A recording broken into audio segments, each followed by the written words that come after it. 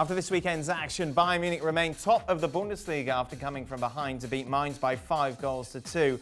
On the Gab Juls podcast on Monday, they approached the subject as to whether or not the fact that Bayern keep letting teams go ahead early on in games is a problem. Bayern got 2 goals down against Mainz, who have only won 1 before this season. 8 games in a row where Bayern don't have the lead in a game, but they're coming back and won 5-2. Do you see the glass half full or half empty? All right, I want to be clear on this. I want to put a little bit of time to this because the glass is most definitely half empty. You know, if you're one of those people who just looks at the highlights, oh, look, 5 goals, Bayern, oh, look, they're so mentally strong. Not only did they go 2-0 down, they could have been 3-0 down because Mainz hit the post, right? Yeah. Poor Hansi Flick, he had to take Joshua Kimmich, his most important midfielder, get him to play right back because your boy, Benjamin Pavard, was getting so ripped to shreds. Jerome Boateng, ripped to shreds. Yeah.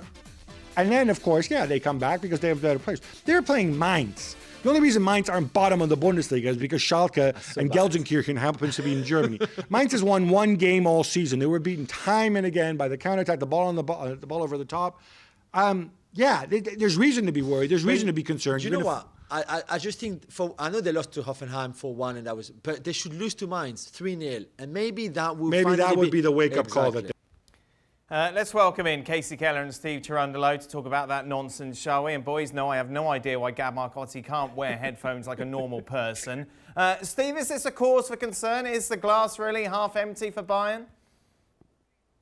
No, I disagree. I think championship teams, understand how to win games even like that. Certainly, he has a point.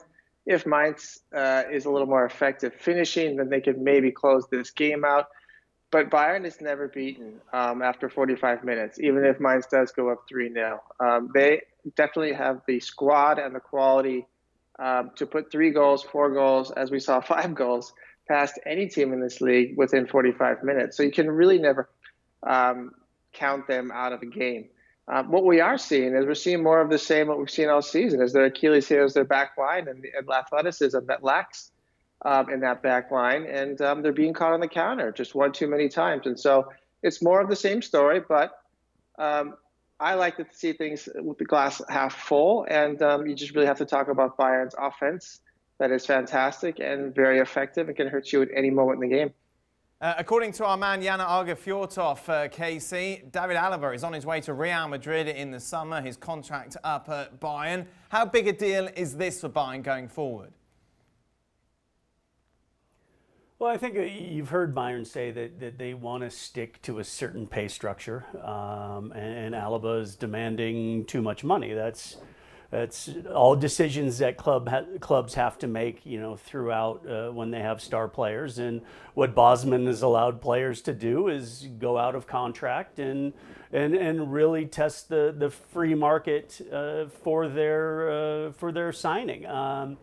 And Alaba chooses to do it. You look at the man on the screen right now. Lewandowski did exactly that when he was at Dortmund and ended up going to Bayern because of that structure.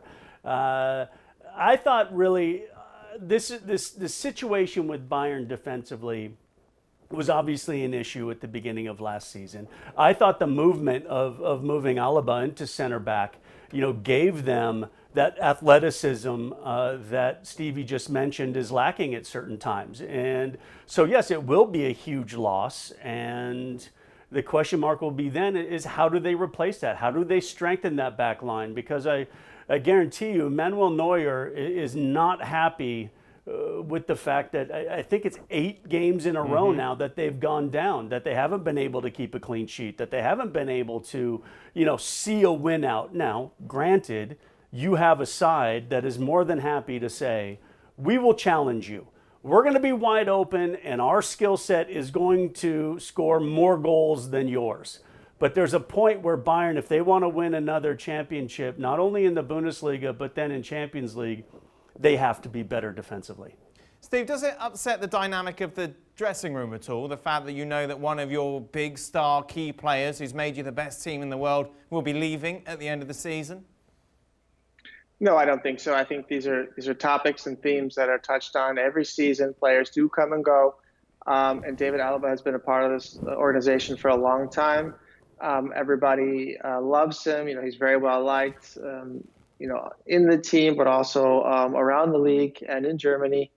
So I really think inside, in a locker room, some of his teammates, his friends, will probably want the best for David Alaba, and that may be moving to Real Madrid this summer. Speaking particularly personal about his own interests. Now, Bayern's big task is, if he does go, they now have 2 center backs to replace instead of 1. So this really makes this transfer window in the winter break exciting, and even a huge opportunity for Bayern to pick somebody up now. But certainly in this summer, they're going to have to pick up at least 2 center backs moving forward. Well, thank you very much for watching ESPN on YouTube. For more sports highlights and analysis, be sure to download the ESPN app. And for live streaming, premium content, and let's not forget as well, ESPN FC 7 days a week. Subscribe to ESPN+.